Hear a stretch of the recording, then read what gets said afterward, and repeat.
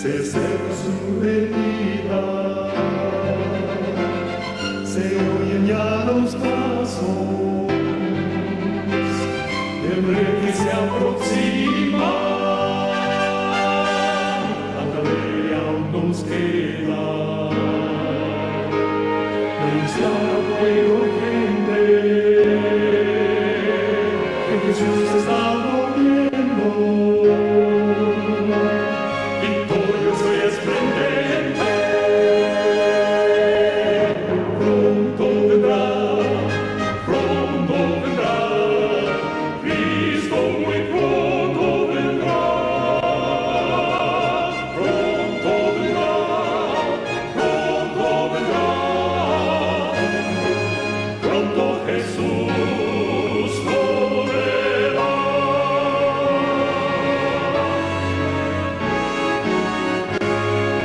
Pronto Jesús volverá.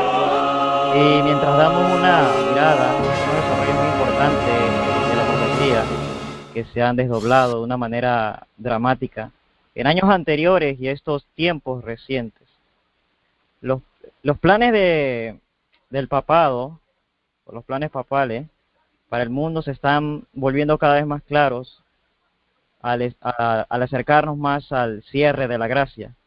Y Satanás está organizando a todo el mundo para que lo sigan, y él va a tratar de forzar a todo el pueblo de Dios para que lo adoren a través de sus agentes humanos. Pero antes de iniciar a tener este tema, postrémonos lo que puedan de rodillas para pedir al Rey y Soberano del universo de su dirección.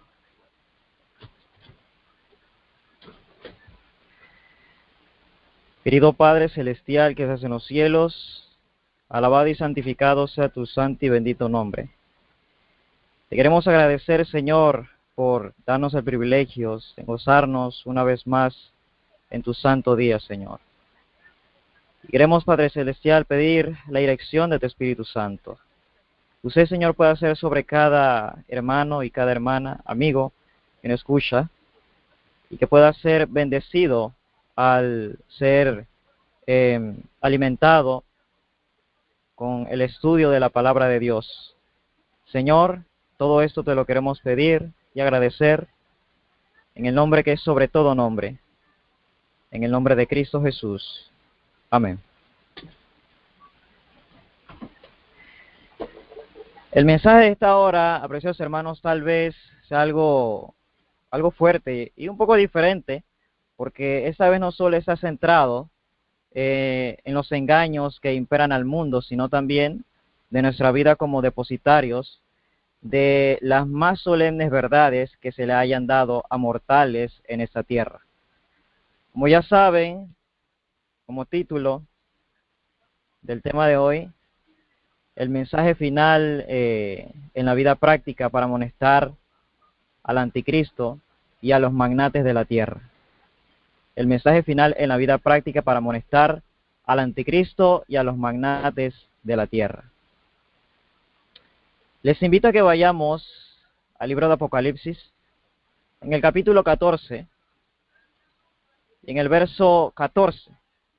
Creo que es uno de los capítulos que debe estar constantemente de entre nosotros, como pueblo de Dios, ya que en los templos de la actualidad que hoy profesan guardar los mandamientos de Dios, los templos adventistas, poco se oye leer y estudiar estos capítulos. Pero Apocalipsis capítulo 14, y al comenzar, hermanos y amigos, es importante que entendamos que este versículo representa la culminación de siglos, de los siglos de la historia sobre la segunda venida de Cristo. Leemos allá en Apocalipsis 14, en el versículo 14. Entonces miré y vi una nube blanca y sobre la nube uno sentado semejante al Hijo del Hombre, con una corona de oro, y su cabeza, y en su mano una hoz aguda. Esa nube es una nube viva, una nube de ángeles que adoran a Cristo, su Rey, y que asisten mientras Él desciende hacia la tierra en su segunda venida. Y Apocalipsis capítulo 13 nos cuenta sobre el esfuerzo final de Satanás y que es el más exitoso para controlar al mundo a través del globalismo, incluyendo el globalismo religioso. Los 7 versículos previos en Apocalipsis 14 le presentan una terrible advertencia a aquellos que se rehúsan a resistir las tendencias populares de los últimos días, especialmente la adoración en domingo. Ese es el último mensaje antes del segundo advenimiento de nuestro Señor Jesús. Y ese versículo describe el retorno de Cristo como Rey de Reyes y Señor de Señores. Los versículos del 6 al 12 describen el mensaje final que va a ser con que todos, bajo la poderosa influencia del Espíritu Santo, tomen decisiones para vida eterna y decidan si es que van a seguir al Cordero de Dios, el estandarte ensangrentado de Emmanuel, y si van a guardar todos sus mandamientos, incluyendo la observancia del sagrado séptimo día, el sábado,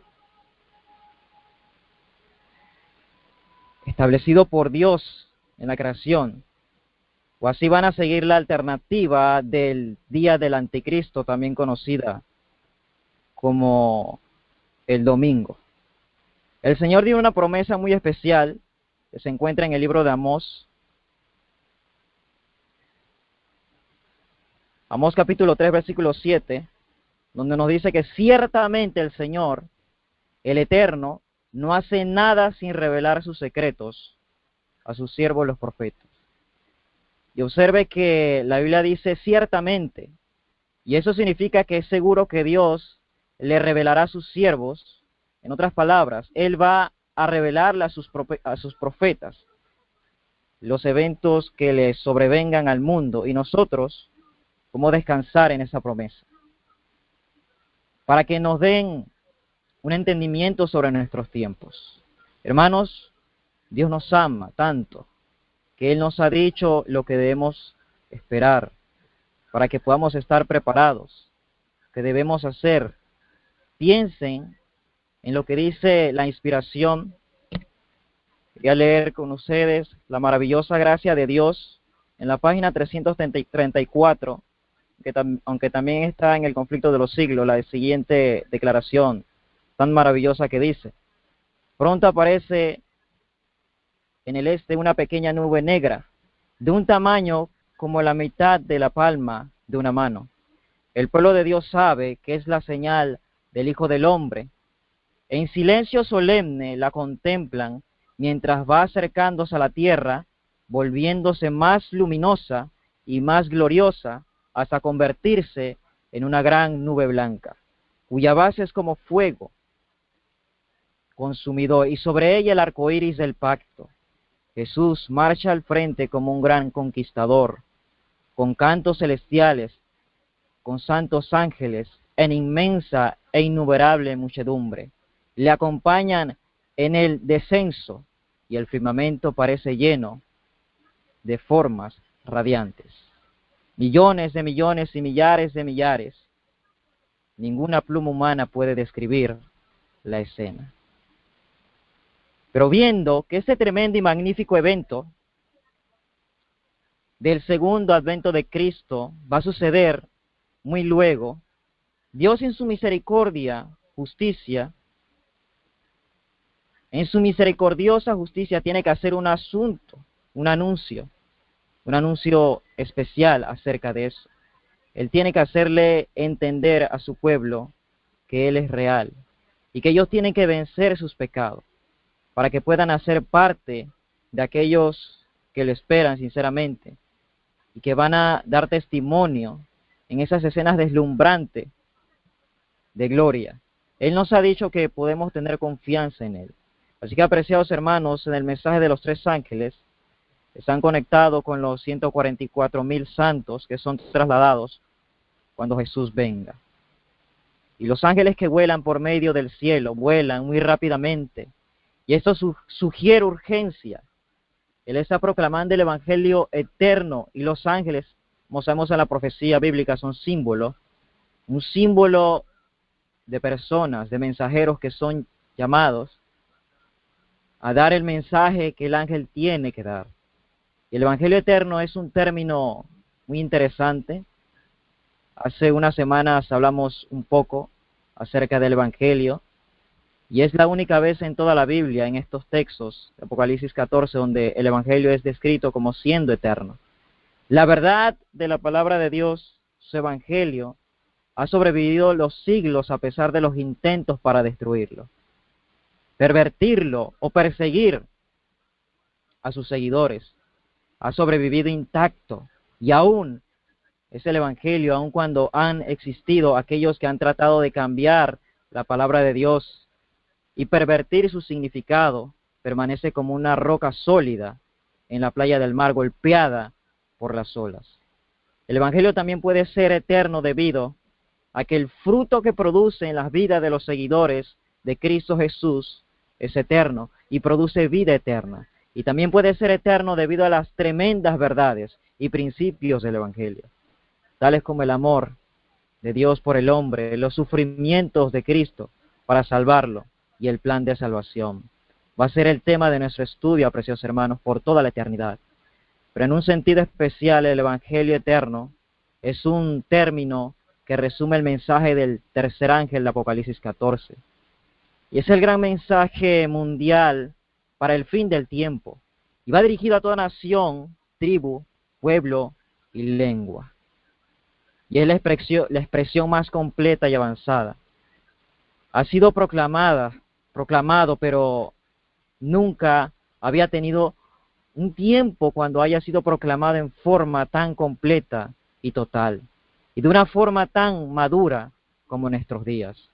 Recuerden que en la Edad Media, el gobierno papal, muchos de la verdad se perdió debido a los engaños y a las falsas representaciones del catolicismo, y muchas de las características principales fueron restauradas durante la Reforma Protestante. Y a medida que el tiempo avanzó y otras características y principios fueron restaurados, cuando la luz fue derramada sobre el camino de los seguidores de Jesucristo. Pero ahora, en los últimos días, bajo la expresión del Evangelio eterno, en los mensajes de los tres ángeles, todo se junta y es presentado en su madurez y en su totalidad. E incluye elementos nunca antes entendidos tan completamente, tales como el ministerio de Cristo en el lugar santísimo del santuario celestial. Por ejemplo, aun cuando algunas de las características del mensaje fueron entendidas solo parcialmente por algunas generaciones previas o individuos, no fueron entendidas a lo largo de los siglos por todos.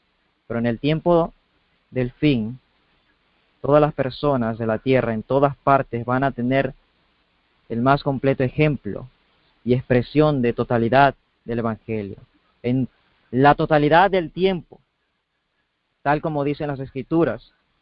Estos son artículos perdidos de la fe, que son traídos al Evangelio eterno, de los mensajes de los tres ángeles, y son magnificados para que el mundo los oiga. Anteriormente habíamos hablado de la señal de Dios, su santo sábado incluido, en ese mensaje final, y acerca de temer a Dios, relacionándolo, no con miedo, sino con obediencia. Vamos, hermanos, en esta ocasión, y toquemos un poco el darle gloria a Dios. Porque observen que el Evangelio eterno llama al pueblo de Dios para que le den gloria. En el versículo 7 nos dice, Apocalipsis 14, decía a gran voz, temed a Dios y dadle gloria, dadle honra, porque ha llegado la hora de su juicio, y adorad a aquel que hizo el cielo y la tierra y el mar y las fuentes de las aguas. Darle gloria a Dios no quiere decir que usted solo lo haga con la boca, de labios, no apreciado, sino que quiere decir con nuestras acciones con nuestro carácter. Gloria en la palabra de Dios se refiere al carácter. Y esa fue la experiencia que tuvo Moisés en aquel monte donde le preguntó al Señor acerca de ver su gloria, acerca de verlo. Y el Señor se presenta y le dice que no podría haber hombre alguno que soportaría su gloria. Y representó su carácter, su hermosura, de la siguiente manera. Éxodo, en el capítulo 33 y 34, ustedes pueden leer. Tenemos que vivir el carácter de Dios en nuestras vidas. En otras palabras, tenemos que tener a Jesús habitando en nuestros corazones todo el tiempo. Y eso incluye vivir en forma sana. Y quiero entrar en esta área, apreciados hermanos, porque es muy importante. Y el mensaje de los tres ángeles incluye el brazo derecho, que es la reforma pro salud. Hermanos, pensemos en el profeta Daniel por un momento. El que es un prototipo profético de la última generación, era muy consciente con su dieta, porque sabía que había sido llamado para glorificar en su cuerpo, mente y alma, y por lo tanto su dieta era muy importante para él, porque afectaba las tres áreas. No era simplemente que él quería simbolizar una fidelidad a un Dios extraño, comiendo alimento dedicado a sus dioses, aun cuando esa era realmente una de las razones. Él sabía que si Dios iba a usar su mente para alcanzar al rey y a los que lo rodeaban, él tenía que tener claridad de pensamientos y un canal libre para que el Espíritu Santo le hablara abiertamente. Por lo tanto, hoy, si es que vamos a proclamar el mensaje final para amonestar al anticristo y a los magnates de la tierra, tenemos que vivir este mensaje primeramente en la vida práctica. Tenemos que ser un vaso puro a través del cual el Espíritu Santo puede actuar. Como responsables por nuestra salud, nuestra mente y cuerpo son afectados debido a la dieta. No es solo aquello que sale de nuestra boca lo que importa, sino también las cosas que colocamos en ella. Eso afecta a nuestra mente y afecta a la habilidad para oír al Espíritu Santo, la voz del Consolador. Si queremos realmente una sensibilidad sensible para con el Espíritu Santo y queremos una vida pura, es importante prestar atención a la alimentación y a las bebidas que consumimos. Ahí hay una relación directa. Por eso el apóstol Juan dijo, allá en tercera de Juan, el capítulo 2, amado, deseo que prosperes en todo y que tengas salud, así como prosperas espiritualmente. Si tenemos salud,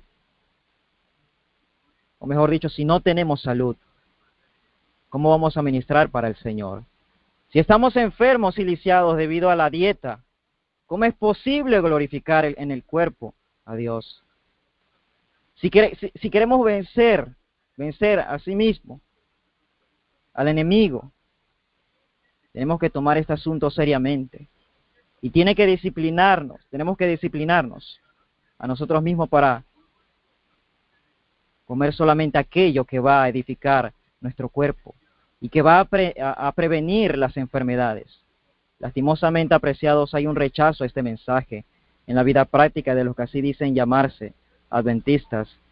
Y no estoy diciendo que no creen en el mensaje, aunque claro, hay quienes que no creen, porque se justifican diciendo que lo que hay que hablar es de Jesús y de su amor. Y no digo que no hay que hablar de esto, pero también hay que presentar la verdad.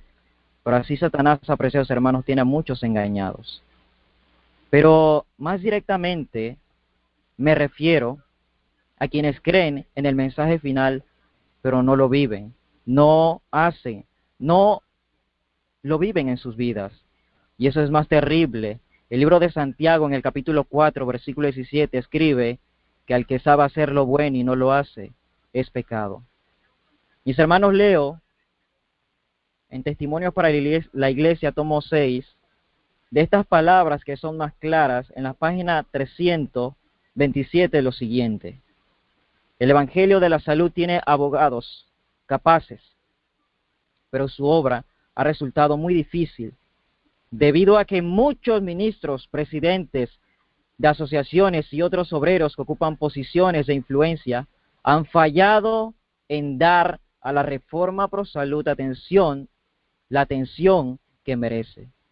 No la han reconocido en su relación con la obra del mensaje como el brazo derecho del cuerpo. En tanto que muchos de los miembros y algunos de los pastores han mostrado muy poco respeto hacia este departamento. Sigue diciendo más adelante, cuando se reciba en su plenitud el mensaje del tercer ángel, la reforma pro salud recibirá el lugar que le corresponde en los concilios de la asociación y en la obra de la iglesia. Pero hermanos, tal recibimiento hoy por hoy no es considerado por muchos. El apóstol Pablo dijo en 1 Corintios, el capítulo 9, versículos 25 y 27, en adelante nos dice, y todo hombre que se esfuerza para ser maestro es temperante en todas las cosas. Apreciados y amigos que nos escuchan, si aún estamos comiendo alimentos cárneos, por ejemplo, o la Coca-Cola y todo tipo de gaseosas, lo cual sabemos que producen enfermedades, no vamos a estar dispuestos a abrirle nuestra mente y corazón a todas las cosas que el Espíritu Santo tiene que compartirnos.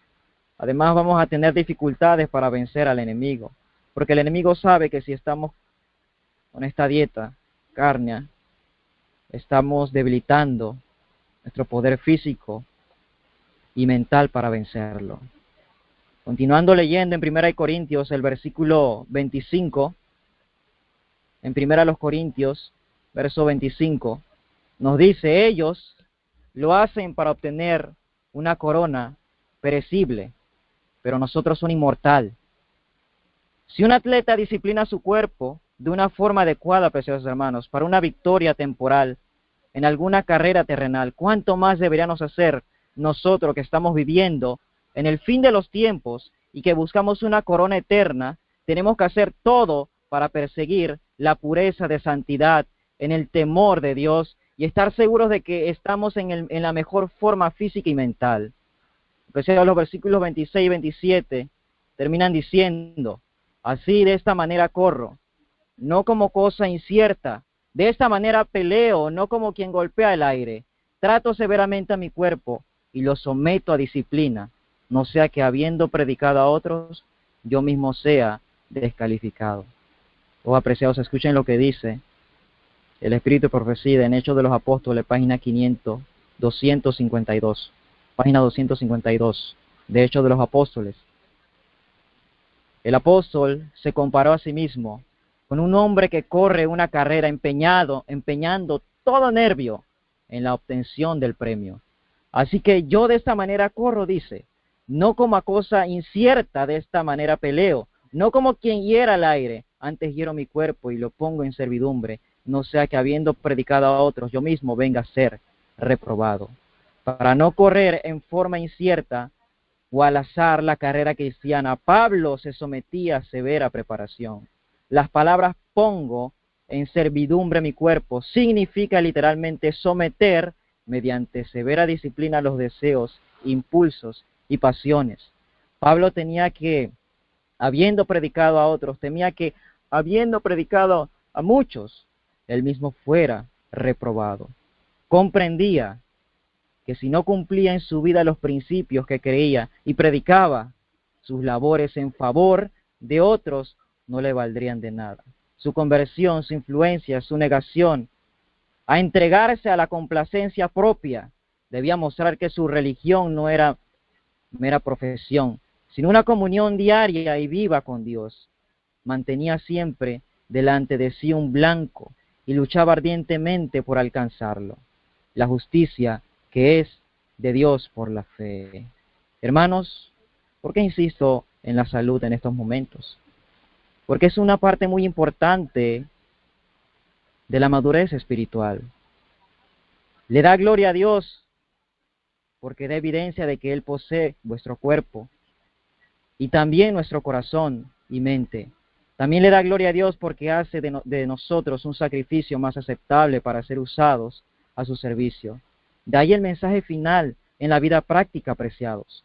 La mejor vida es aquella que es disciplinada en un estilo de vida, incluyendo lo que se come, como es tomado el ejercicio y como son aplicados los 8 principios de la salud en nuestra vida. Y es la constante búsqueda de la pureza del corazón. Darle gloria a Dios. En el mensaje final de los 3 ángeles abarca esta área poderosa, hermanos. Por lo tanto, en estos últimos días,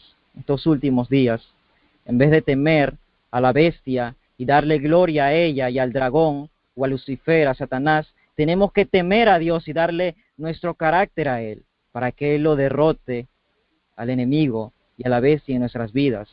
En el libro de Hebreos, capítulo 12, versículo 28 en adelante nos dice: tengamos gracia con la cual podemos servir a Dios en forma aceptable, con reverencia y santo temor, porque nuestro Dios es un fuego consumidor. Apreciados, hoy existe un gran problema en el mundo. No existe el temor de Dios en el corazón carnal, porque no está bajo el control de Cristo. Muchas personas ven a Dios como siendo severo y cruel, especialmente en la sociedad secular. Y Satanás esencialmente le echa la culpa a Dios por el mal que Él ha traído al mundo. Y en contraste con aquellos ministerios cristianos que a menudo pintan a Dios como siendo tan amoroso y perdonador sobre nosotros, sobre nuestros pecados pasados, presentes y futuros, que Él va a cerrar sus ojos a casi todo y que no va a castigar a los impíos debido a su rebelión. Ellos enseñan que no importa lo que una persona haga. Y esta filosofía engañosa se oye entre algunos adventistas, apreciados. Pero noten lo que dice Patriarcas y Profetas, página 500, acerca de esto. Satanás engaña a muchos con la plausible teoría de que el amor de Dios hacia sus hijos es tan grande que excusará el pecado de ellos. Asevera que si bien las amenazas de la palabra de Dios tienden a servir ciertos fines en su gobierno moral, no se cumplirán literalmente. Pero en todo su trato con los seres que creó, Dios ha mantenido los principios de la justicia mediante la revelación del pecado en su verdadero carácter. Y ha demostrado que sus verdaderas consecuencias son las de la desgracia y la muerte.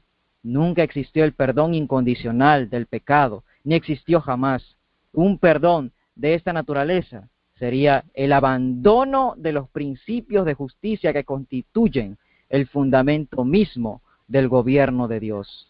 Llenaría de consternación al universo inmaculado. Dios ha indicado fielmente los resultados del pecado. Y si estas advertencias no fuesen la verdad, ¿cómo podrían estar seguros de que sus promesas se cumplirán? La así llamada benevolencia, que quisiera hacer a un lado la justicia, no es benevolencia, sino debilidad. Así que el aceptar esta teoría que hace a un lado la justicia, no es benevolencia, sino debilidad. Hermanos, por eso el mensaje final en la vida práctica para amonestar al anticristo y a los magnates de la tierra, apreciados los rápidos eventos en el mundo, nos dicen que el inminente regreso de Jesús está muy cerca. Pero antes que venga, habrá un tremendo engaño y una gran sorpresa que barrerá millones de almas a la destrucción eterna. Satanás sabe esto. Satanás sabe que el fin está muy cerca. Acompáñame a lo que dice segunda a los Tesalonicenses, el capítulo 2, en el versículo 3, y observen lo que dice el apóstol Pablo a los creyentes en Jesús en los últimos días. Escuchen cuidadosamente este texto. Nadie os engañe en ninguna manera, porque ese día no vendrá sin que antes venga la apostasía y se manifieste el hombre de pecado, el hijo de perdición. Apreciado Pablo está diciendo que la venida de Cristo no vendría porque primero tenía que venir antes una gran apostasía. ¿Qué gran apostasía podría haber para que una iglesia que afirma seguir a Cristo o que afirma actuar en el nombre de Cristo y que esté realmente adorando a Satanás y que esté tratando de obligar a las personas a adorar a Satanás. Pero eso es exactamente lo que Pablo está diciendo. El hombre de pecado es un gobernante apóstata que preside un pueblo religioso, pero que en realidad es un representante de Satanás. Ustedes pueden ver que Satanás tiene que manifestarse a sí mismo en una gran escala para que las cosas de la gran controversia entre Cristo y Satanás puedan ser resueltas. Se les tiene que permitir demostrar sus principios pecaminosos. Y una de las maneras en que él hace esto es pretendiendo ser Cristo y engañando a las personas para que lo sigan a él como si fuese Cristo. Esto se está refiriendo a la iglesia apóstata, incluye muchas cosas, envuelve una apostasía moral, envuelve una apostasía doctrinal, envuelve la búsqueda de la ayuda del gobierno civil para hacer con que sus dogmas sean obligatorios para las personas.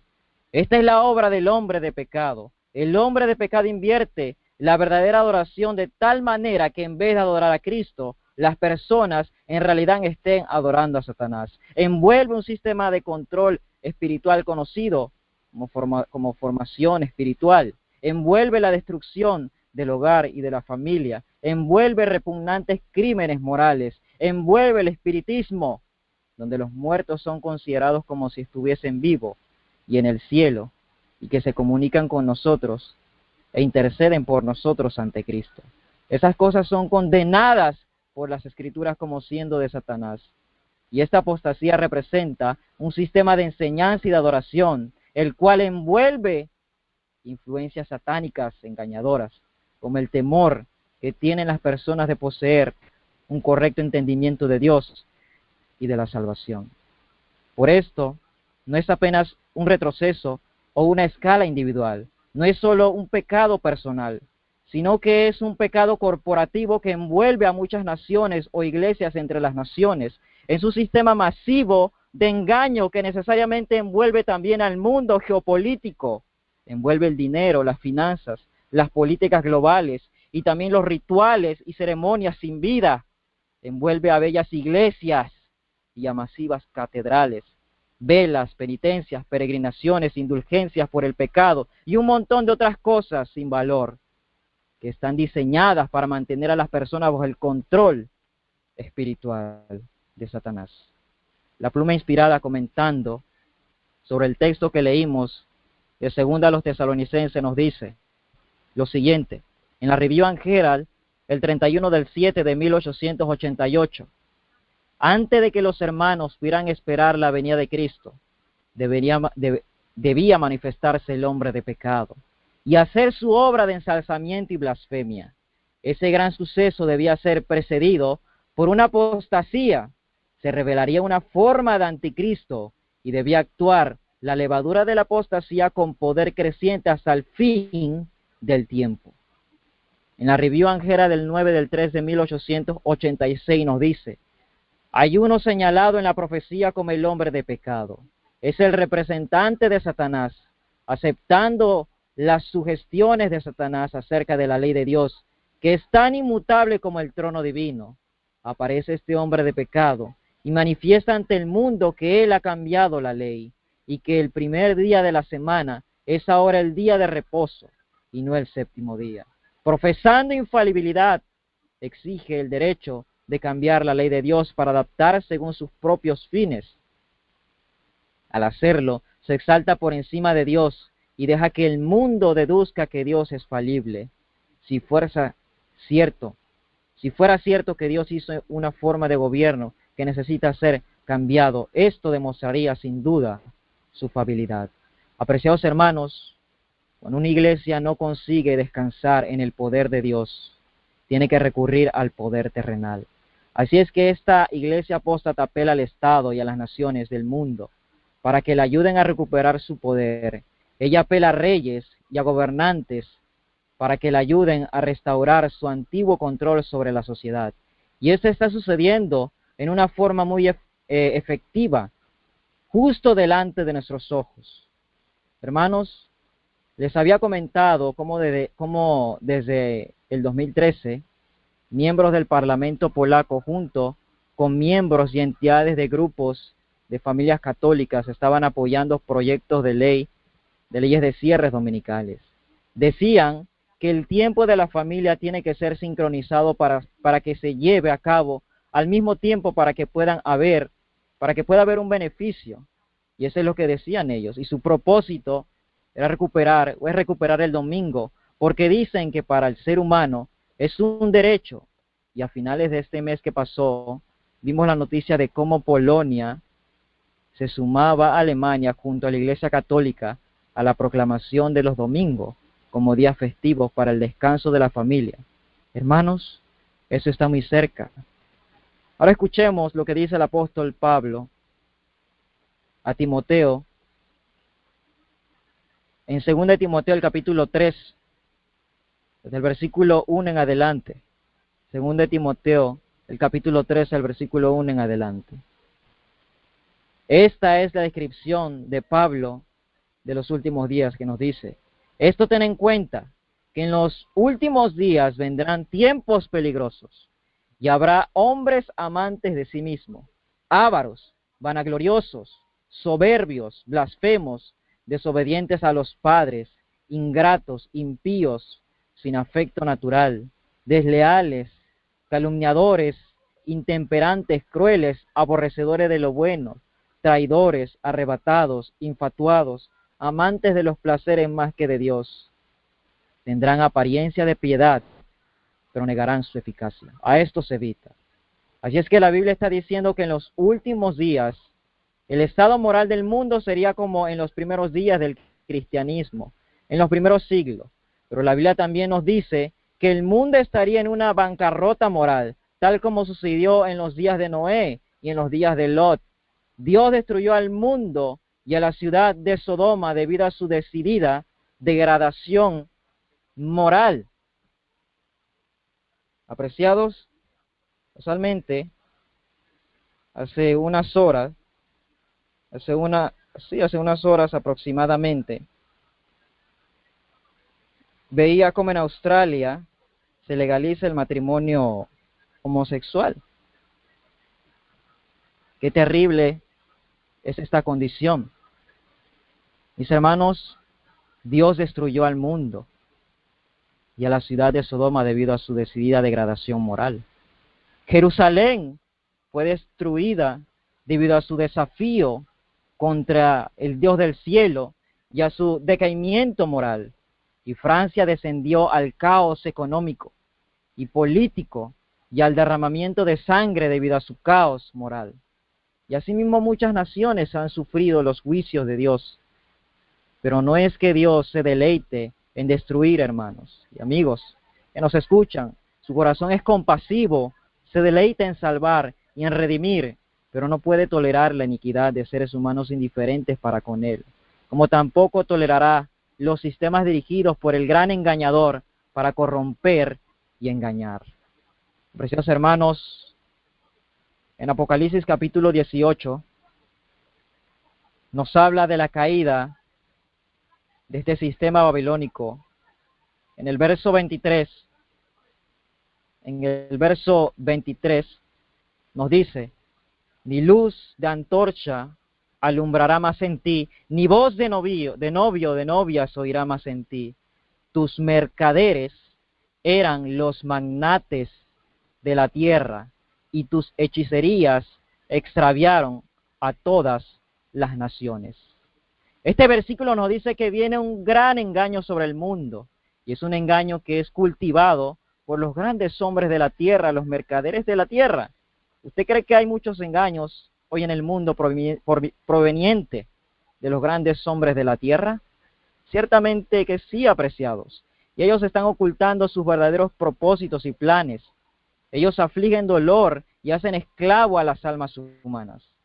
Hermanos, leamos lo que dice Testimonios para la Iglesia, tomo 9, en la página 109, de la siguiente manera: el fin se acerca, avanza imperecible y silenciosamente como el ladrón en la noche.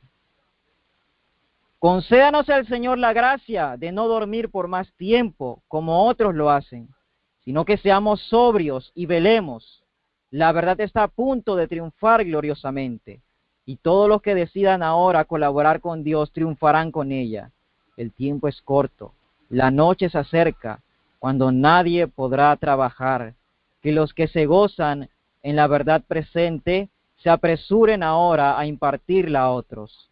El Señor pregunta, ¿a quién enviaré? Los que están dispuestos a hacer sacrificios por la verdad deben responder ahora, heme aquí, envíame a mí. Hermanos, seremos parte de la verdad triunfante.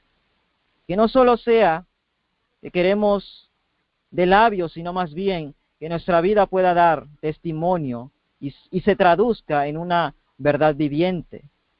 Apreciados, no podemos quedarnos quietos sabiendo hacia dónde se dirige el mundo, en pos del anticristo. Es ahora el momento de levantarnos, es hora de despertar, y es la urgencia que presenta la palabra de Dios. Nos dice el libro de Romanos, en el capítulo 13, el libro de Romanos, el capítulo 13, en el versículo 11, y esto, conociendo el tiempo, que es ya hora de levantarnos del sueño, porque ahora está más cerca de nosotros nuestra salvación que cuando creímos. La noche está avanzada y se acerca el día. Desechemos pues las obras de las tinieblas y vivamos las armas de la luz. Es momento, hermanos, de hacer esfuerzos decididos para abandonar todo pecado y andar en la luz para entender los acontecimientos que están ante nosotros. Hermanos, analicemos algunas escrituras. En Apocalipsis capítulo 18, quiero que observen el versículo 9. Aquí se está hablando de un tiempo futuro cuando la Babilonia espiritual será castigada debido a sus iniquidades. Como sabemos, los reyes de la tierra han cometido fornicación con ella. Y el versículo 11 nos dice que los mercaderes de la tierra que manejan la economía del mundo también están envueltos en los grandes movimientos que están sucediendo ahora. La Biblia nos dice quiénes son estos mercaderes. Cuando estudiamos un poco más a fondo, en el versículo 23 dice, porque tus mercaderes eran los grandes de la tierra. ¿Y quiénes son los grandes hombres de la tierra? Estos son los hombres que controlan la economía, las economías y que manipulan a las naciones, como por ejemplo los Rothschild y Rockefeller y otras élites y banqueros, como el grupo Bilderberg, la Comisión Trilateral, el Consejo de Relaciones Exteriores, tanto en los Estados Unidos como en Europa. Y la lista de los grandes hombres de la tierra continúan, y todos ellos están trabajando juntos, entre paréntesis. Apreciados, escucha esta declaración de la pluma inspirada de la mensajera de Dios en Maranata, en la página 180. Maranata 180 nos dice de la siguiente manera: la obra del pueblo de Dios consiste en prepararse para los acontecimientos del futuro, lo que pronto lo sobrecogerán con fuerza abrumadora. ¿Escuchó lo que dice, apreciados? Aquí está hablando de usted y de mí. Hay una crisis que se nos viene encima con fuerza abrumadora, pero se precipitará debido a una enorme crisis global, lo cual va a causar un gran temor en los corazones de los hombres. Continúo leyendo la cita. En el mundo se formarán monopolios gigantescos. Los hombres se asociarán en gremios que los encerrarán en el redil del enemigo. Unos pocos hombres se unirán para apoderarse de todos los medios que pueden obtener en cierto tipo de negocios. Se formarán gremios de obreros y los que rehúsen unirse a ellos serán hombres marcados. Observó el vínculo entre la consolidación de recursos, la centralización de poder y la tremenda crisis que va a caer sobre el pueblo de Dios. En otras palabras, hay un fuerte vínculo entre la centralización de las economías del mundo, de la banca global y los intereses comerciales y la horrible crisis de la ley dominical, lo cual va a caer sobre el pueblo de Dios. Lo que aquí se está diciendo es que todos los esfuerzos de los bancos centrales o de los mercaderes de la tierra y los gobernantes del mundo para tomar el control de la economía nos están conduciendo a la crisis final. Ellos tienen un objetivo en mente, volverse más ricos, millonarios y más poderosos, pero Satanás y el Vaticano tienen otro objetivo en mente: hacer con que el globalismo religioso sea una realidad y obligar a una falsa adoración en el mundo entero.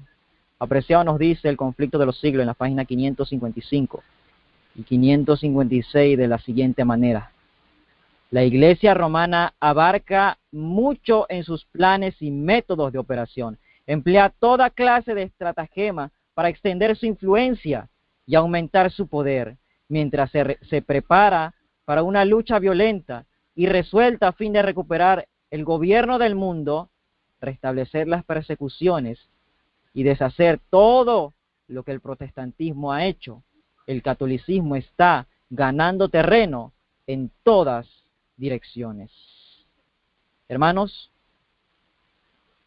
hace unos días solamente el sitio Televisa News publicó un artículo donde Francisco expresó, mezclando un poco de carisma y risas, en un encuentro religioso, que los chismes y hablar mal de otro dentro de las comunidades religiosas es como hacer terrorismo.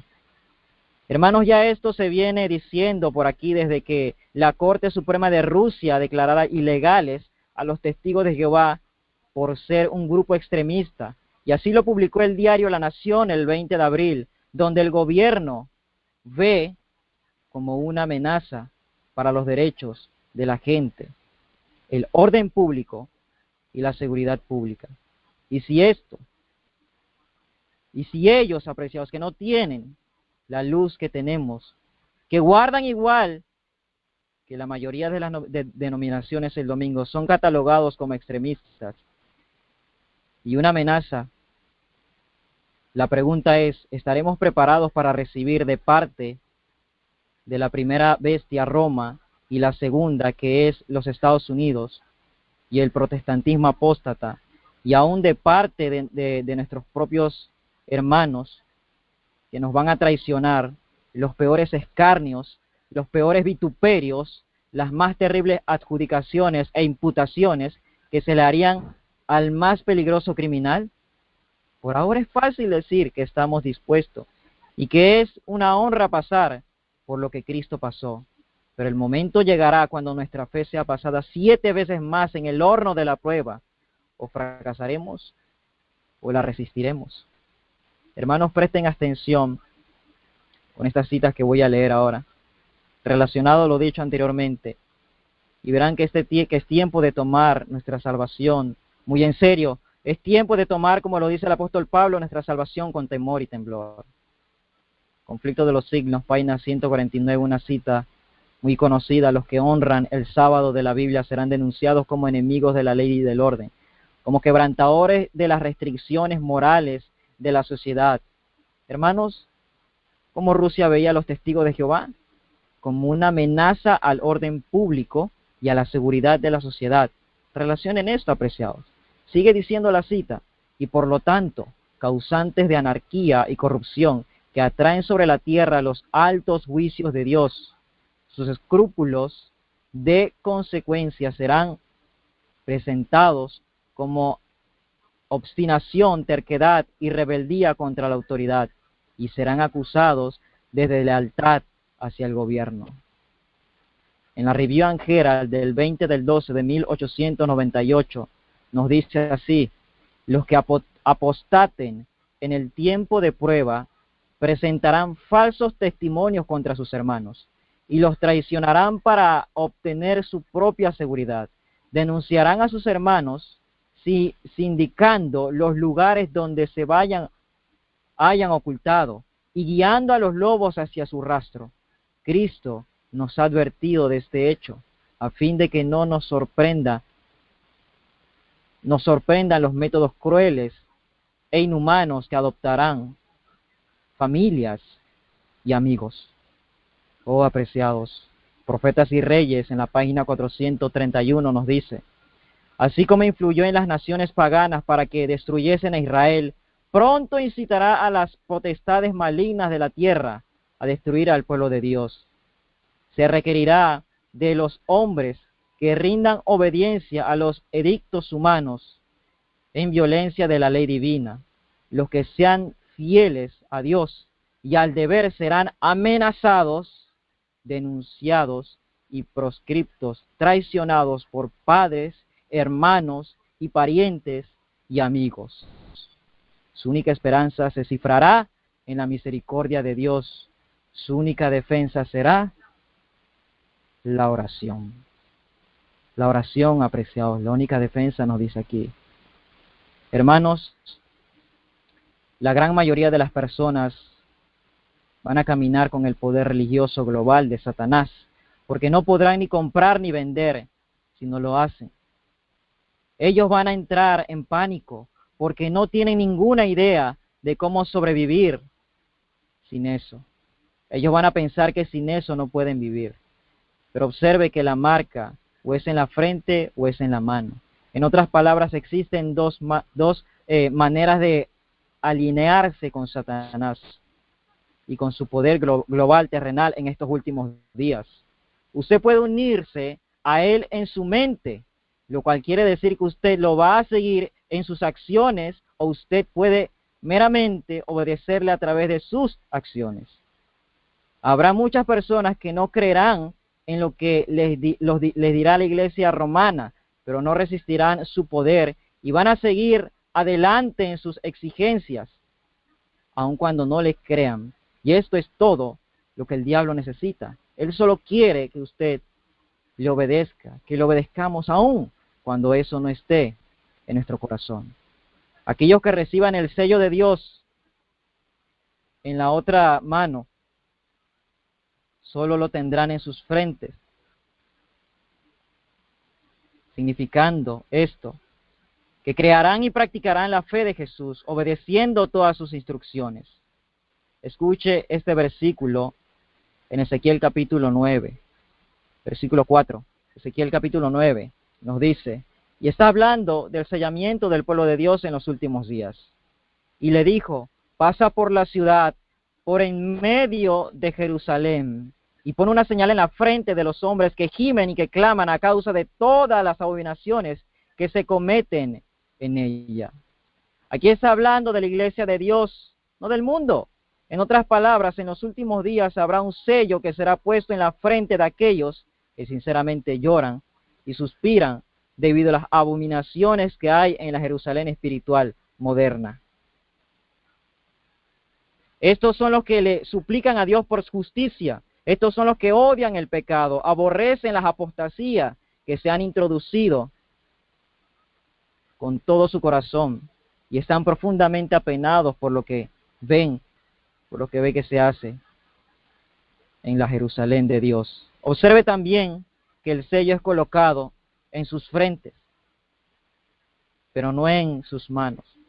Eso es muy importante porque el sello de Dios está en nuestros corazones y mente. Usted cumple la ley de Dios con sus acciones porque su mente ama a Cristo y a su ley. Pero hay muchos adventistas en la actualidad y no quiero piensen que mi objetivo es criticar y creerme más y que lo que quiero es ser popular al hablar estas cosas, hermanos. Pero la palabra de Dios, con el propósito de despertarnos, con el propósito de levantarnos, que apenas están viviendo, al hablar de aquellos que apenas están viviendo una religión externa, una religión, no una religión interna, no una experiencia interna. Parecen ser buenos, van todos los sábados al culto y quizás durante la semana cantan los himnos, pero estas son solo acciones externas. No ama a Dios supremamente. viven una vida doble, viven una vida mundana, pero tienen un barniz de justicia. Estos serán destruidos por los juicios de Dios. Hermanos, leo lo de la sierva del Señor. En la carta 35, en enero, el 1 de enero de 1898, noten lo que dice. Aquellos que han tenido oportunidades de oír y recibir la verdad, que se han unido a la Iglesia Adventista del Séptimo Día, diciendo ser el pueblo de Dios, que guardan los mandamientos, pero que no poseen más vitalidad ni más consagración a Dios que las iglesias nominales, recibirán las plagas de Dios tan ciertamente como las iglesias que se oponen a su ley. Solo aquellos que están santificados por la verdad constituirán la familia real en las mansiones celestiales que Cristo ha ido a preparar para los que le aman y guardan sus mandamientos. Apreciados, como les dije hace un momento, no quiero piensen que mi objetivo es criticar.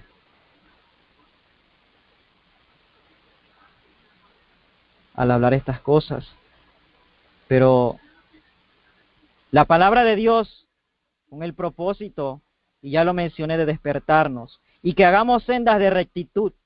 Por eso nos manda a levantar la voz en cuello y denunciar el pecado y toda apostasía, todo ecumenismo y afiliación con Roma, con los enemigos de la verdad.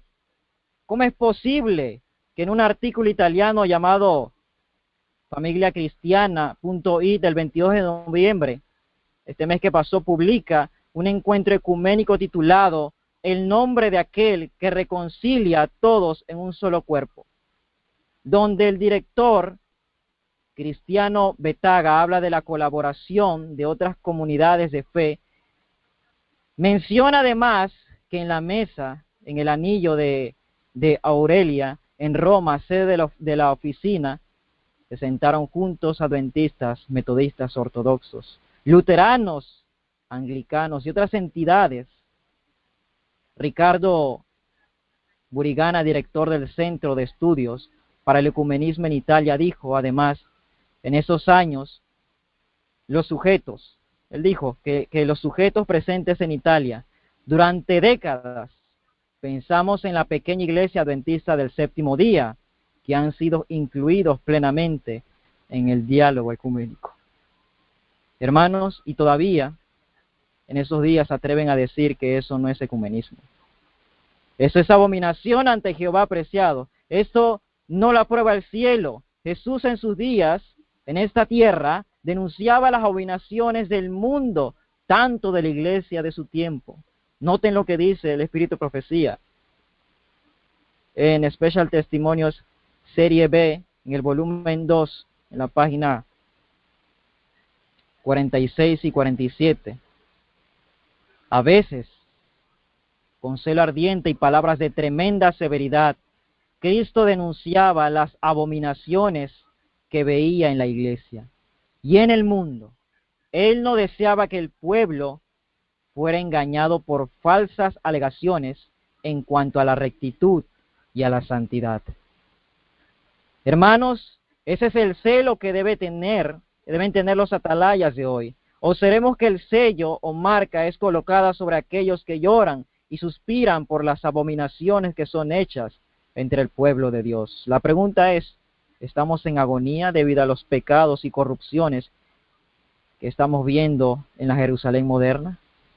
Podemos suspirar un poco debido a las cosas que no nos gustan, pero realmente tenemos una carga por las almas de aquellos que están perdidos y aquellos que están conduciendo a otros a la perdición con las falsas enseñanzas, con fuego extraño, tal como la formación espiritual, deportes, entretenimientos, prácticas paganas y hasta pornografías y licenciedad.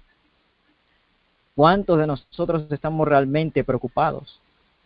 Volvamos ahora a nuestro pensamiento sobre las condiciones en el mundo, apreciados. Con tantos bancos en terrenos inestables y muchos de ellos siendo consolidados con bancos mayores, con inmensas compañías comprando a otras grandes compañías y los bancos centrales del mundo consolidados, consolidando las finanzas globales bajo unas pocas organizaciones globales, bajo el control de una red de hombres que están trabajando juntos para conseguir ese objetivo. ¿No creen ustedes que nos estamos acercando a un tiempo cuando la crisis religiosa va a estallar con una fuerza abrumadora y deslumbrante? Veamos un poco algunas de las maneras en que Roma está sigilosamente ganando nuevamente su poder, y eso envuelve a los grandes hombres de la tierra, y envuelve algunas cosas muy específicas que Roma está usando para manipular la economía. A veces es difícil mostrar cómo eso está siendo hecho, pero ocasionalmente hay algunos desarrollos obvios que revelan su manera oculta. Primero pensemos en un personaje, su nombre es Herman van Rompuy, y él fue presidente del Concilio Europeo, una de las organizaciones clave de la Unión Europea. El actual es Donald Tusk. Pero Herman es miembro de una cábala secreta que estaba trabajando para reducir la antigua orden católica romana de Europa. Justo antes de la elección unánime de Rompuy y el Concilio Europeo como su presidente, y él dio un discurso en una cena de Bilderberg, en el cual trazó su visión de cómo Europa debía ser gobernada. Él estaba trabajando muy duro para conseguir la resurrección del Santo Imperio Romano, que de santo no tiene nada, bajo la autoridad moral del Vaticano.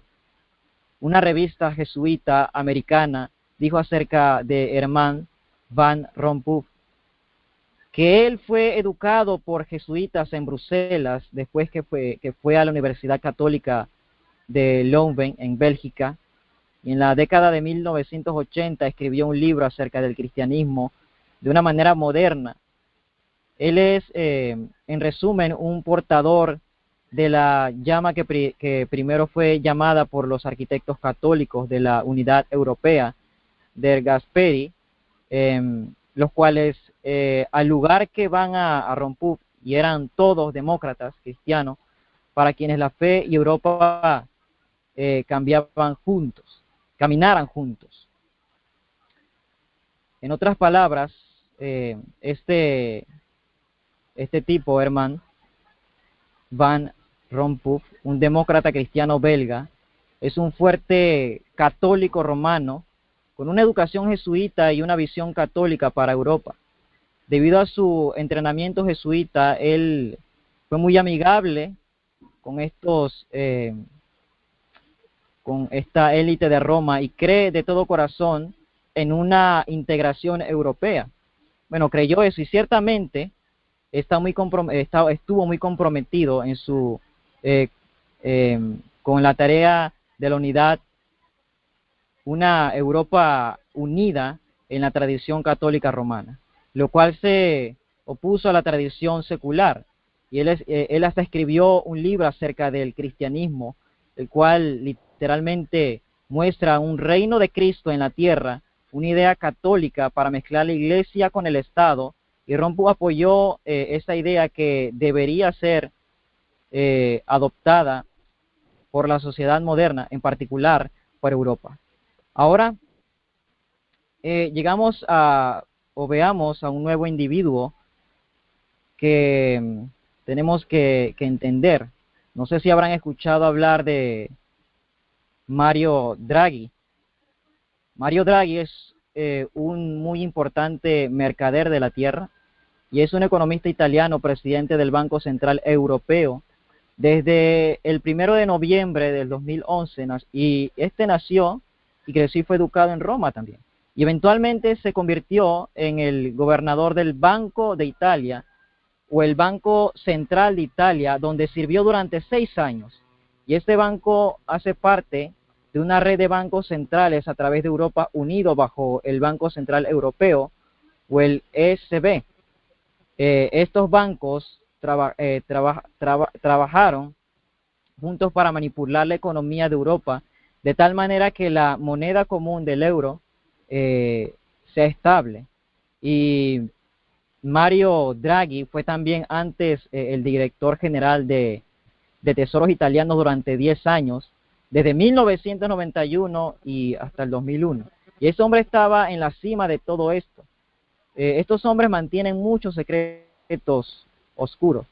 El Financial Times, hace unos años, que es un diario bastante creíble que se centraliza en eventos económicos y que es leído por pasajeros de la primera clase de negocios en aerolíneas internacionales, hizo algunos comentarios acerca de este sujeto, Mario Draghi, y dijo que su rigurosa educación en la escuela jesuita de Roma le hizo aproximarse en forma cautelosa al mundo. Tremendo comentario que dijo esta revista. Entonces, ¿en qué escuela jesuita entrenó Draghi?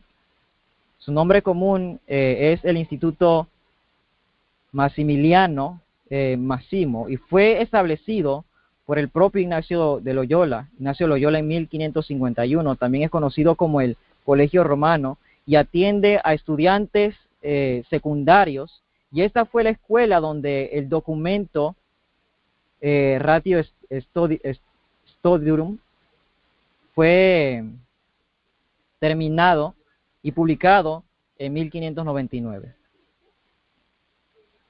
Ratio Studiorum, o el Plan Oficial para la Educación Jesuita, describe los métodos principales de la educación jesuita que aún se usan en las escuelas jesuitas. Uno de los bien conocidos objetivos jesuitas es controlar la educación de los jóvenes. Ellos saben que mientras más jóvenes lleguen y controlen su entrenamiento, más efectivo y de más larga duración será su entrenamiento. Además, ellos saben que si consiguen el control de los jóvenes, los podrán usar más tarde para conseguir sus propósitos cuando lleguen a altas posiciones en gobiernos o finanzas. Hermanos, desde la Reforma, Roma ha mantenido esta estrategia en controlar desde muy temprano las mentes de los más vulnerables e inocentes. Tal golpe triturador fue el que le da la Reforma protestante al papado en establecer las escuelas protestantes e inducir a muchos padres que sacaran a sus hijos de la educación católica en el siglo XVII. Por eso Sutherland, uno de los pioneros, en el libro Estudio de la Educación Cristiana, escribió en la página 5 que Roma tiene por todas partes, por medio de sus maestros jesuitas, editores y oficiales públicos, hombres trabajando para moldar el sentimiento público, para tomar las posiciones de control y de importancia en el gobierno, y sobre todo obtener el control por medio de sus maestros de las mentes de los niños y jóvenes protestantes. Valora aquel inmortal principio y hace uso de él, instruye al niño en su camino y cuando fuere viejo no se apartará de él. Permítanme educar a un niño hasta los 12 años de edad, dicen los católicos, y permanecerá fiel. Oh, apreciados.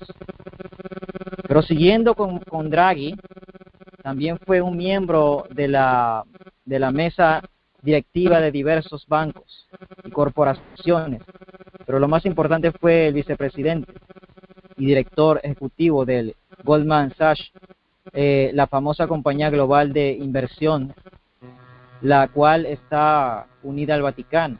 Él también fue el director ejecutivo italiano del Banco Mundial, donde estuvo cercanamente asociado con su presidente Robert Zoellick, un americano, el cual también es significativamente un ejecutivo de Goldman Sachs. Así que, ¿quién es Draghi? Sabemos que es uno de los mayores financistas globales, y eso lo convierte en uno de los mercaderes de la tierra que encontramos mencionado en la palabra de Dios. Hombres como Draghi a menudo se esconden tras puertas cerradas y operan en oficinas privadas. Mantenga en mente que la crisis son oportunidades para los líderes globales para colocar las finanzas del mundo bajo su propio control. Y también es una muy buena oportunidad para los líderes políticos globales para fortalecerse ellos mismos, para la batalla que se aproxima detrás de todo esto, que está la mano invisible de Roma, trabajando a través de estos mismos líderes e instituciones, los cuales, de acuerdo a la palabra de Dios, están guiados a todas las naciones a beber del vino de su fornicación. Y mientras los reyes de la tierra se están cometiendo fornicación con ella, los mercaderes de la tierra están enriqueciéndose a través de la abundancia de sus deleites.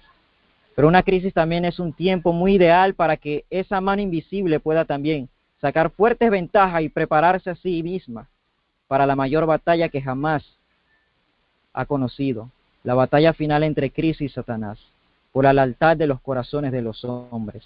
El profeta Isaías escribió en el capítulo 23, el versículo 8, lo siguiente en relación a la profecía acerca de Tiro. Isaías el capítulo 23, versículo 8. ¿Quién ha tomado este consejo contra Tiro? ¿Quién ha tomado este consejo en contra Tiro? La ciudad coronada, cuyos mercaderes son príncipes, cuyos negociantes son los honorables de la tierra. Aquí está hablando de la antigua Tiro, a un tipo del Antiguo Testamento en la Babilonia espiritual de hoy, que es el Vaticano, y observe que sus mercaderes son príncipes. Estos son aquellos que trabajan por detrás de las escenas para manipular los negocios mundiales. Estos honorables de la tierra están unidos con el Vaticano para conseguir sus objetivos, mientras elaboran su propio poder e influencias. Estos honorables de la tierra no son honorables en el cielo. Están trabajando contra el cielo. Están tratando de construir su propio imperio global en rebelión a los principios del cielo, igual que Nimrod. Apreciados, observe lo que el Señor va a hacer con ellos. Está en el próximo versículo del libro de Isaías, el capítulo 23, en el versículo 9.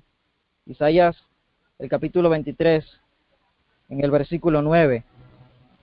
El Señor de los ejércitos se le ha propuesto de manchar, derribar el orgullo de toda gloria y de traer en contienda a todos los honorables de la tierra.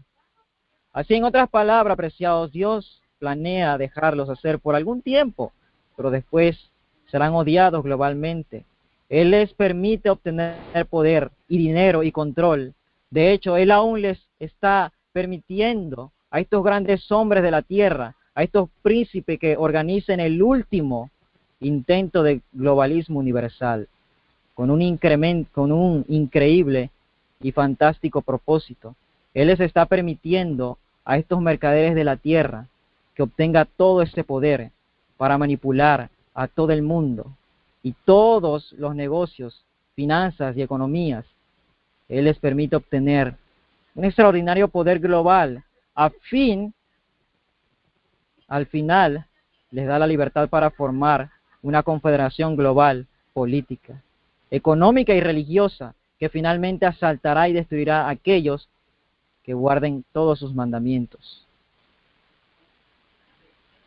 Aunque no a todos lo destruirá, pero todo a un costo enorme, y todo en el nombre de la paz y de la seguridad, justo para poder mostrarles cuán débiles y sin poderes son en realidad.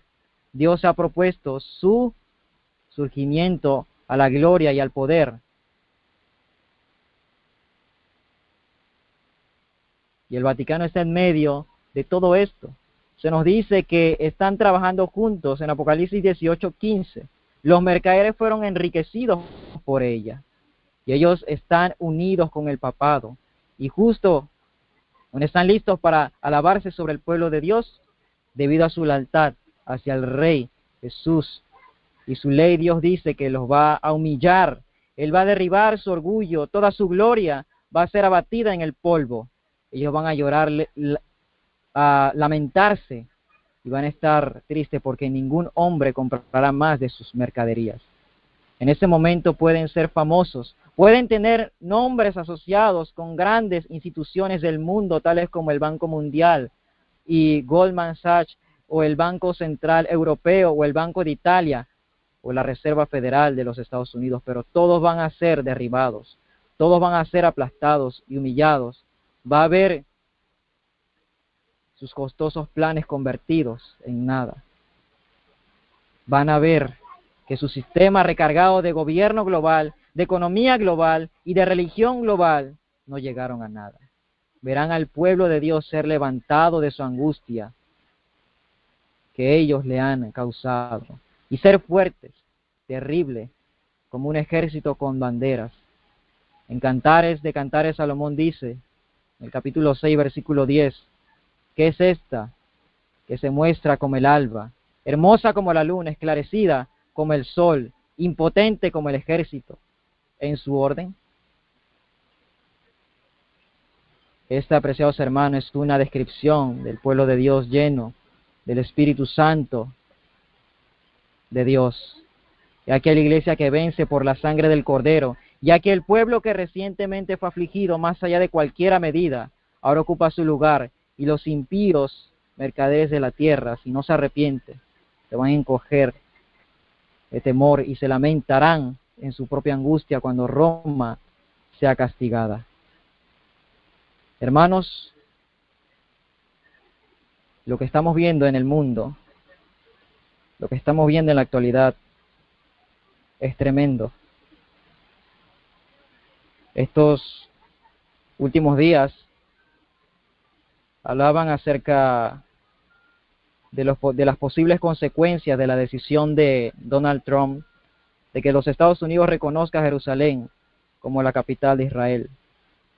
Publicado por BBC este 7 de noviembre, donde decía que esto no es más que el reconocimiento de la realidad. Y con esas palabras, este presidente de los Estados Unidos justificó el pasado miércoles su decisión de considerar oficialmente a Jerusalén como la capital de Israel y de poner en marcha el traslado de la embajada estadounidense desde Tel Aviv hasta la llamada Ciudad Santa, que de hecho ya no deberíamos llamarla Ciudad Santa.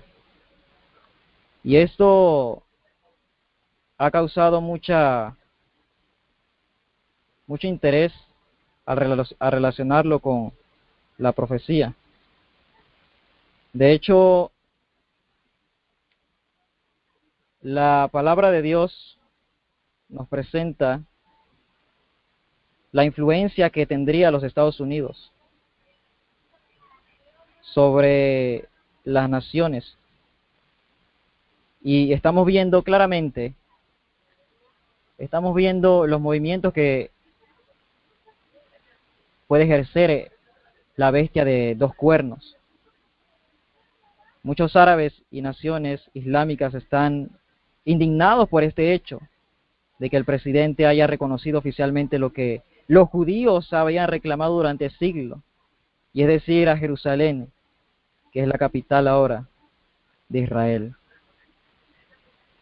Apreciados hermanos, incluso el Papa Francisco se puso en marcha expresando su profunda preocupación y pidiendo al presidente que respete a las resoluciones actuales de las Naciones Unidas. Y como el título de estos diarios publicaron que Trump inflama el Medio Oriente. Los estadounidenses en Israel han sido advertidos para evitar reuniones públicas. Hermanos, si bien los judíos ortodoxos están naturalmente en éxtasis, la respuesta de los líderes cristianos es mixta.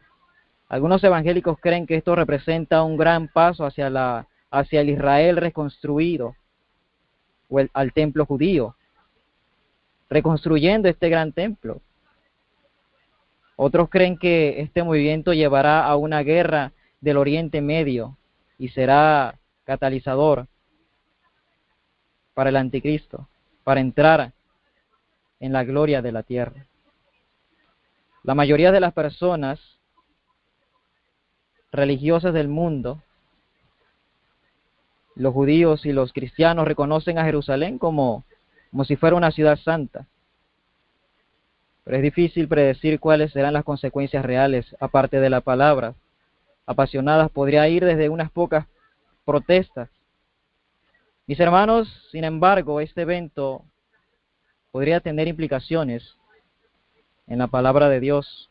Y como mencionamos hace un momento, Apocalipsis capítulo 13, el versículo 11, Estados Unidos es identificado como un poder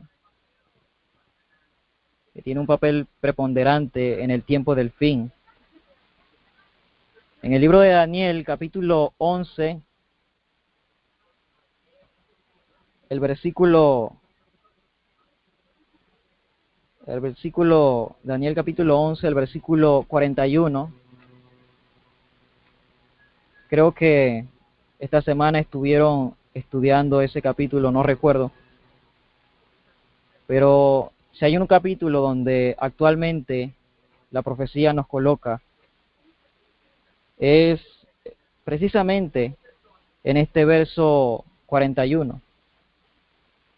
Daniel 11, 41 nos dice algo muy interesante. Y vendrá a la tierra gloriosa, y muchas naciones caerán,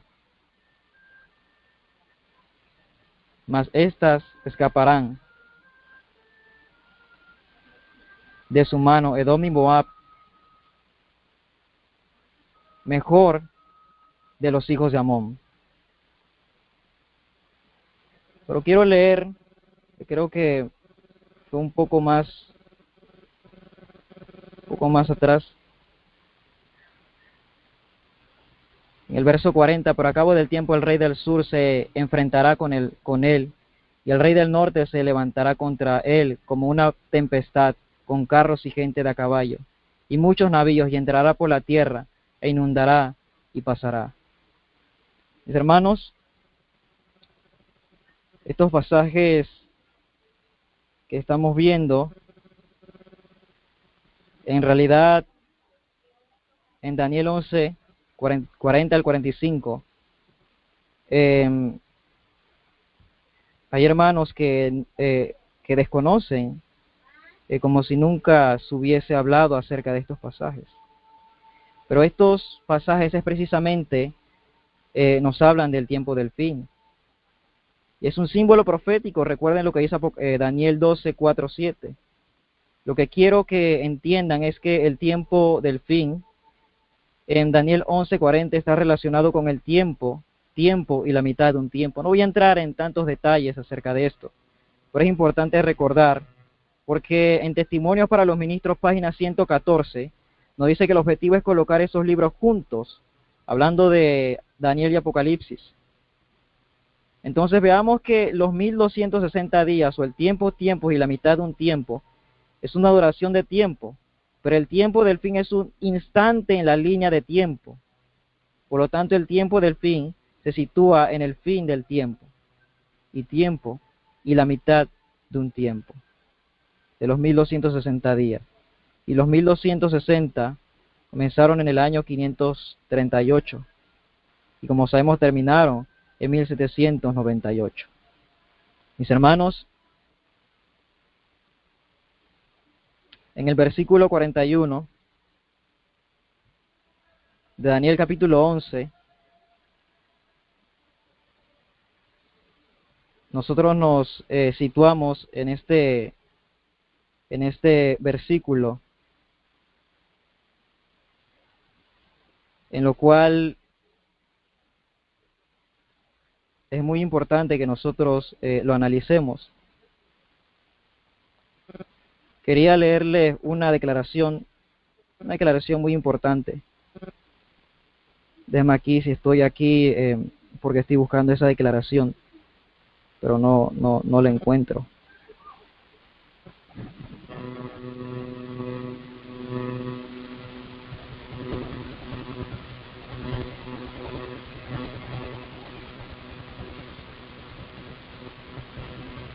Deme unos segundos solamente para buscar esta declaración.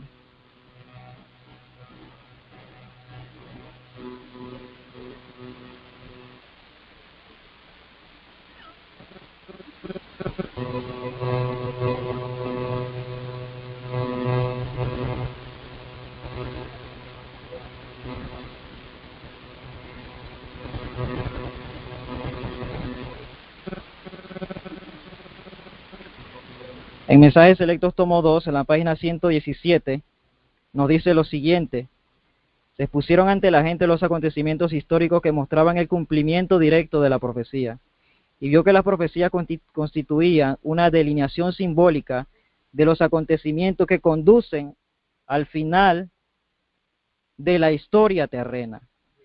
Y en la Review Angera del 4 de abril de 1893 nos dice: los eventos del futuro serán discernidos por la profecía y serán entendidos. Así que nosotros, en Daniel capítulo 11, lo cual tiene mucho de qué mostrarnos acerca de la historia, de todos los eventos que han sacudido el bloque soviético. Vamos a ver algo un poco de esto. Ninguno está más cargo de historia o más inverosímil que el que aconteció, que tuvo lugar en el espacio ceremonial de la librería del siglo XVI. Esto lo publicó Time en 1899.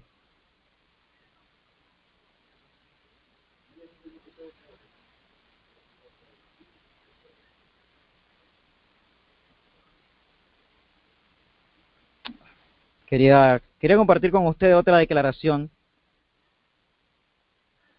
pero voy a estar buscándola. Pero hermanos, al hablar de todo esto, lo cierto es, y la pregunta sería, ¿no queremos hacer parte de este remanente fiel que va a ser un pueblo realmente que esté dispuesto a guardar sus mandamientos? Mis hermanos, al hablar de esta tierra gloriosa, antes hablamos acerca de Daniel capítulo 11, versículo 41. Nosotros debemos analizar algo del contexto. Por ejemplo, en Profetas y Reyes, veamos qué dice el espíritu profecía de la antigua tierra gloriosa. Tiene mucho esto que ver, porque cuando se presenta esto y hablan de la tierra gloriosa, muchos piensan que se habla de Palestina. Pero cuando nosotros vamos a la palabra de Dios y vemos realmente, analizando cuál es la tierra gloriosa, moderna, he visto que la inspiración nos muestra algo diferente. En el conflicto de los siglos, y ciertamente sí era la tierra gloriosa en su tiempo, pero noten lo que dice el conflicto de los siglos. Y tenían dos cuernos semejantes a los de un cordero, en la página 494. Y tenía dos cuernos semejantes a los de un cordero, y los cuernos semejantes a los de un cordero representan juventud, inocencia y mansedumbre. Rasgos del carácter de los Estados Unidos, cuando el profeta vio que esta nación subía en 1798 entre los primeros expatriados cristianos que huyeron a América en busca de asilo contra la opresión real e intolerancia sacerdotal, hubo muchos que resolvieron establecer un gobierno sobre el amplio fundamento de libertad civil y religiosa. Sus convicciones hallaron cabida en la declaración de la independencia, que hacen resaltar la gran verdad que todos los hombres son creados a Dios. Y nos dice Maranata, en Maranata página 191, el Señor ha favorecido a los Estados Unidos más que a cualquier otra nación. En ella proveyó refugio para su pueblo a fin de que éste pudiera rendir culto conforme a los dictados de su conciencia. En esa nación el cristianismo ha prosperado y conservado su pureza, y en ella se ha enseñado sin restricciones la doctrina del don de la vida vivificada por el poder de un mediador entre Dios y el hombre.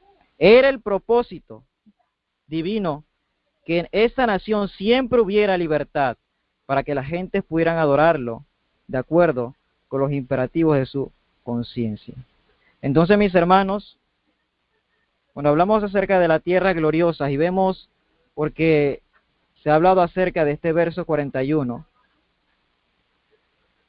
es un versículo en el cual nosotros nos situamos en la historia de este mundo. Y si Daniel 11:40 al 45 nos habla en relación al tiempo del fin, no podemos decir que esta tierra gloriosa es en Palestina. Y nuestros ojos se sitúan en el Medio Oriente. Y claro que en la profecía, el Medio Oriente tuvo su papel y tendrá su papel en esta etapa final. Pero cuando hablamos de la tierra gloriosa, considero que los Estados Unidos, en Norteamérica, tiene mucho que ver. Mis hermanos, los siervos que denunciarán al anticristo y a sus aliados, a los magnates de la tierra, llevarán el mensaje final en su vida práctica, para así representar el carácter de Cristo. Y eso mencionamos, es darle gloria a Dios. Y el llamado de Dios que nos hace a cada uno de nosotros, ¿cuál sería? ¿Cuál sería y cuál es, mejor dicho, el llamado? Apreciados, quiero terminar con una cita, una carta 270 de 1907, que nos dice lo siguiente: Dios puede usar al agente humano solo en la medida que éste se ha movido por el Espíritu Santo. A los hombres que aceptan cargos de responsabilidad como presidentes, ministros, médicos u obreros de cualquier clase, me siento obligada a decirles: Dios probará a cada hombre que se dedica a servirle. Él no pregunta: ¿poseen conocimiento y elocuencia? ¿Tienen capacidad para ordenar, gobernar y dirigir?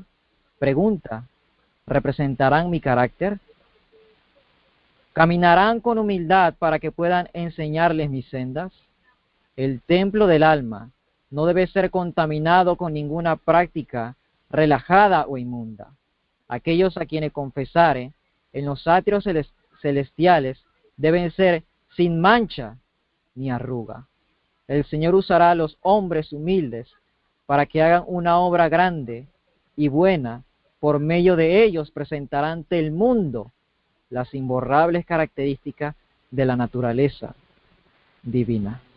Hermanos, quiere el cielo que podamos responder a la pregunta que nos hace Dios, el Dios del cielo, con nuestra vida reflejando plenamente el carácter del Salvador.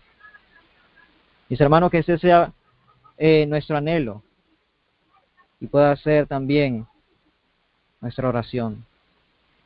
Terminamos precisamente con una oración para sellar así este mensaje y tratar de, con ayuda del Espíritu Santo, en la parte final respondamos las preguntas.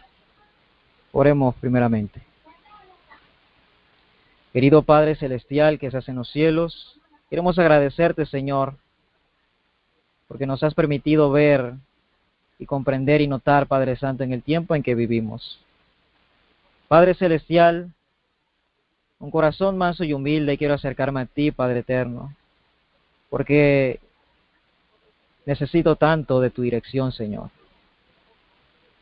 Padre Eterno, anhelamos ser limpios, anhelamos ser puros como tú eres, Señor, y que podamos abandonar toda pecaminosidad, toda inmundicia en este gran día de la expiación, Señor, que podamos ser semejantes a ti cada día, eterno Dios. Todo esto te lo pedimos y agradecemos en el precioso nombre de tu Hijo amado Cristo Jesús. Amén, Señor. Amén. Amén. Amén.